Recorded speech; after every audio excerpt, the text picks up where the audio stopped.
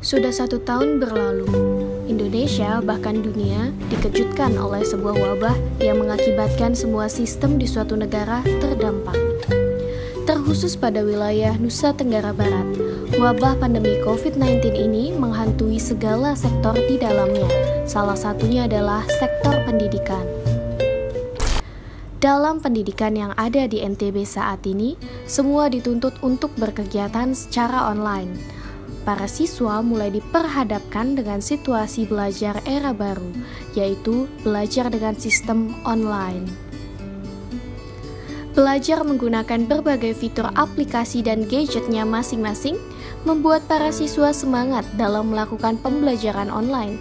Ditambah, mereka mendapatkan bantuan kuota gratis dari pemerintah. Hampir setiap waktu, siswa duduk menghadap layar laptop atau gadget mereka masing-masing tanpa ada waktu luang. Waktu luang pun mereka gunakan untuk bermain game secara online.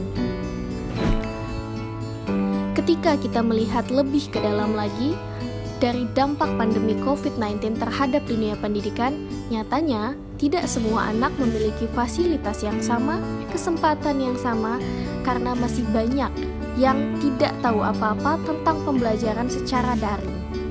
Di saat anak-anak yang lain sudah bisa belajar secara online, namun masih ada anak-anak yang kurang mampu dalam mengadakan belajar online. Halo. Halo, Yud. Halo.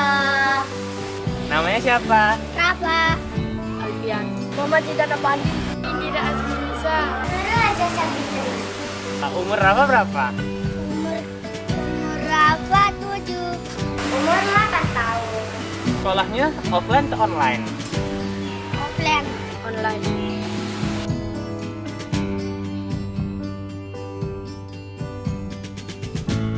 Perkenalkan, nama saya Rian. Saya sehari-hari sebagai seorang pengajar di Fakultas Syariah UIN Mataram dan juga sebagai seorang praktisi di Lembaga Perlindungan Anak Kota Mataram.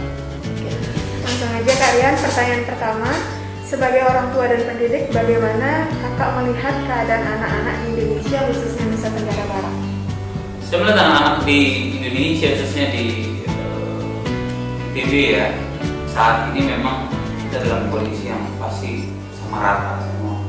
Kita menghadapi pandemi dan menjelang Hari Anak ini kondisi ini harus kita kita harus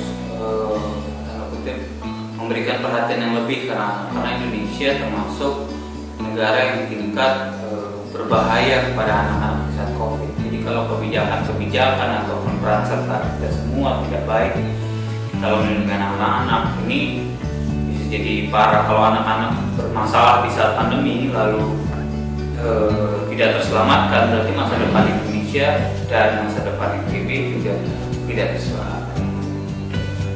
Lalu bagaimana kondisi pendidikan di Indonesia khususnya Nusa Tenggara Barat yang dimana bisa dikatakan bahwa banyak di antara mereka tidak menjamah pendidikan, apalagi di daerah pelosok. Sehingga salah satu dampaknya banyak anak-anak yang dinikahkan terlalu dini karena kurangnya edukasi baik dari si anak dan orang tua. Ya, masalah pendidikan pernikahan usia anak itu memang masalah yang itu sebenarnya sudah menjadi rahasia di NTB khususnya. Ini jadi masalah klasik yang sehari-hari terdengar. Ditambah lagi dengan pendidikan yang saat ini yang di pelosok juga bisa dikatakan tidak merata dan diperburuk lagi dengan adanya pandemi yang membuat anak-anak harus bersekolah dari rumah. Masalah ini menjadi makin parah dengan ketiadaan pola-pola baru yang memang dibuat di tingkat desa. Kami mengharapkan pendidikan yang baru saat ini di masa pandemi ini adalah bagaimana peran serta masyarakat, orang tua, tetangga, dan sekitar anak-anak itu mampu melindungi anak-anak dan dipersulit terhadap kegiatan-kegiatan yang tanda kutip condong ke arah pernikahan usia anak. Seperti apa misalnya apabila melihat anak-anak yang tanda kutip nongkrong di saat 3 malam hari. Beberapa daerah masih ada yang kalau pulang lebih dari jam 10 itu harus dinikahkan. Ini menjadi masalah kalau kita berbenturan dan berhubungan. Nah, pendidikan yang saat ini belum merata itu pendidikan yang sebenarnya kalau kita melihat dari segi fasilitas, saya melihat sekolah-sekolah di Nusa Tenggara Barat sudah jauh lebih baik daripada beberapa daerah-daerah lain. Tetapi yang jadi masalah adalah bagaimana sumber daya manusia, yaitu bapak ibu guru dan peran serta pemimpin sekolah itu sebenarnya harus bagaimana nyambung dengan program pemerintah, bagaimana anak-anak tidak lagi dibiarkan begitu saja dalam pergaulan yang bebas. Pergaulan-pergaulan yang anak-anak saat ini tidak sadari buat mereka sebenarnya kecanduan dan terus pengen nikah usia anak-anak, karena banyak gelombang-gelombang riak-riak di masyarakat yang menyampaikan yuk nikah saja daripada melakukan perbuatan yang tidak. Maka harusnya ada riak-riak lain yang ditambahkan oleh masyarakat. Di antaranya adalah adanya kegiatan-kegiatan yang bernuansa positif, adanya forum-forum anak di tingkat desa, di tingkat sekolah, sehingga guru pun dan semua masyarakat berserta dalam pendidikan dan mencegah pernikahan usia. Lalu berkaitan dengan pandemi COVID-19 mengharuskan anak-anak untuk belajar secara daring di rumah.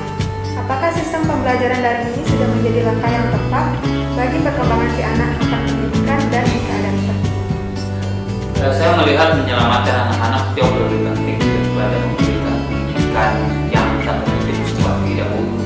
Bisa kita berinteraksi, melihat senyum anak-anak berbahagia, main bola, main kasti, main basket dan sebagainya. Tapi apabila sekolah tidak didesain dengan aman dan nyaman pada anak di saat pandemi ini bisa jadi bumerang yang luar biasa. Hari ini kita bisa melihat anak-anak bahagia, tetapi di kemudian hari, seminggu, 2 minggu lalu beberapa anak positif, lalu beberapa mungkin ada yang meninggal. Ini bisa menjadi masalah yang sangat biasa. Kita tidak tahu yang meninggal mungkin bisa jadi calon Habibie, bisa jadi calon pengganti Pak Joko Widodo, Susilo Bambang Yudhoyono, Bu Megawati, dan beberapa tokoh-tokoh besar di bangsa kita di kemudian hari. Maka menyelamatkan anak dengan pola-pola baru seperti pendidikan. Ini membuat pendidikan daring ini sebenarnya membuat kita menjadi sadar bahwa orang-orang tua yang dulu banyak melaporkan anak guru-guru karena dianggap melakukan kekerasan, tindakan yang lebih sangat tegas pada anak-anak. Nah, sekarang para orang tua sangat sadar bahwa pendidikan anak-anak sangat sulit bagi kita seperti ini.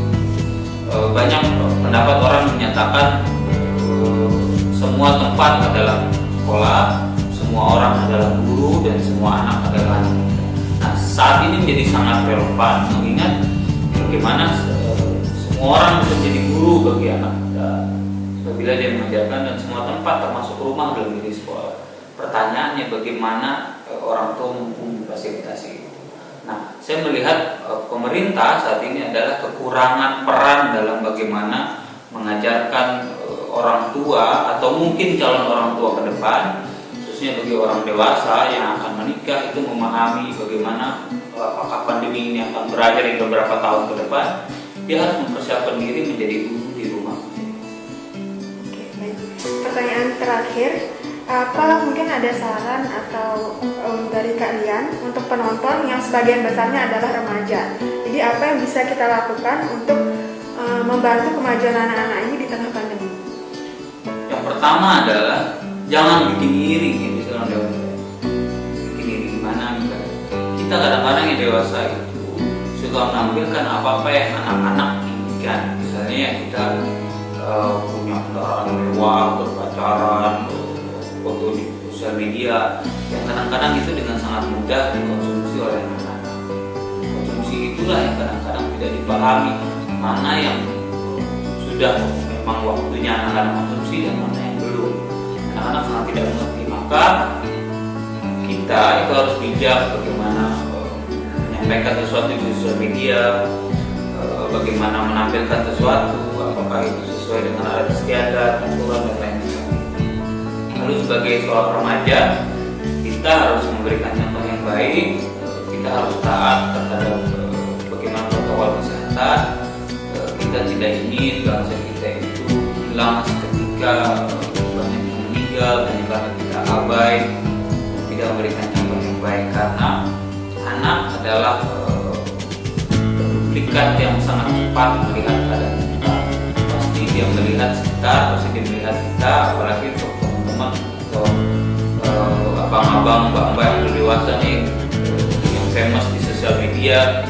Ya sekali-kali dalam sehari itu sih hal-hal yang baik lah, bagaimana anak-anak sebenarnya di sekolah jangan buka masker, jangan tukeran masker, tetap rajin ibadah, belajar, dan jangan nikah dulu usia anak-anak, usia main-main, usia main bola, main boneka, belajar, bukan disesali dengan adanya pernikahan, perceraian.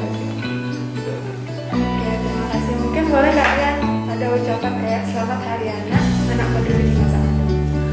Selamat Hari Anak Nasional tahun 2021, anak peduli di masa pandemi.